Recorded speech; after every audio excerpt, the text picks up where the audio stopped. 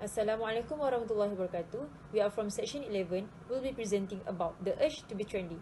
Our group consists of me, Azma Nazurah, will be explaining about the negative impacts and conclude this presentation. Sister Nyak Atiqah will present the objectives and positive impacts, while Sister Nurin Khairina is in charge of the background. Sister Nursyakirah will explain the methodology, opinions, reasons, as well as today's Islamic trends. Nowadays, it is normal to see people from various ages following or joining trends. Trends do not necessarily bring negative meanings. However, we need to remember that some trends are not aligned with Islamic teachings, resulting in negative impacts not only on a person or society, but on the Islamic civilization too. Trends can be understood as a topic that becomes the subject of many posts in social media, usually having their own time limit as it is affected by demand and interest of society.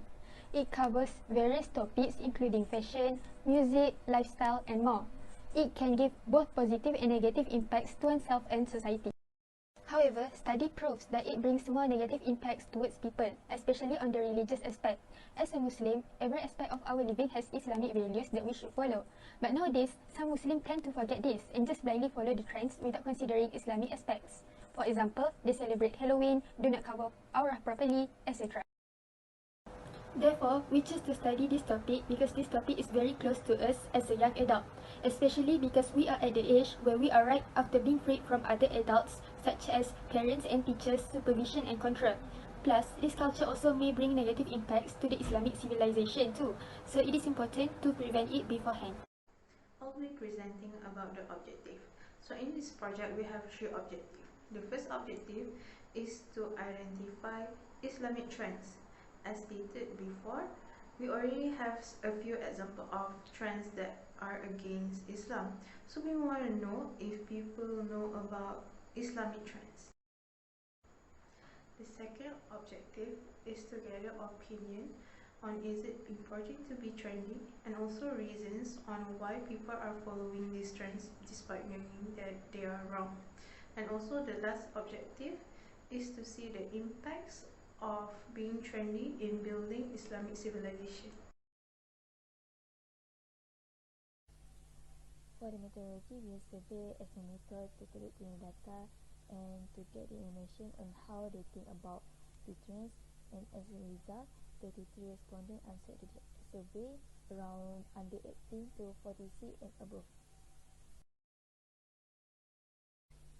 There are many Islamic trends as we can see nowadays, such as reciting the Al-Quran together, and tadabbur, qasidah, nasir, dress code in the Islamic way, and so on.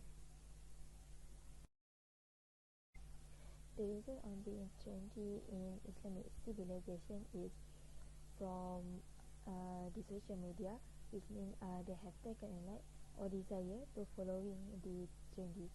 And for the second one is following to the changing times.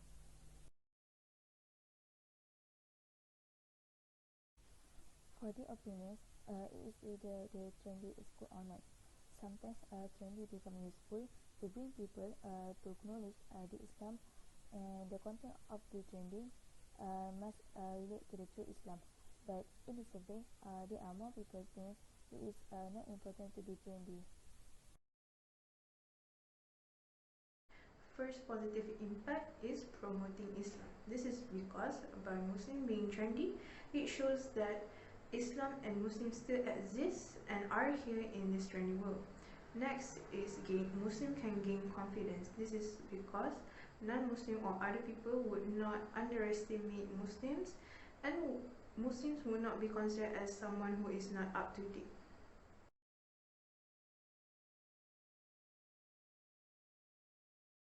The third positive impact is being approachable by other people.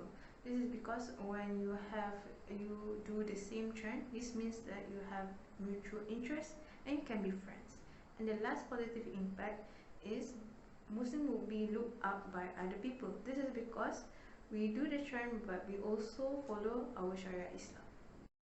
Firstly, for negative impact is correction. Today, a lot of people just follow the trends even they know it is not good. This resulted in corrupted minds and showed in their actions.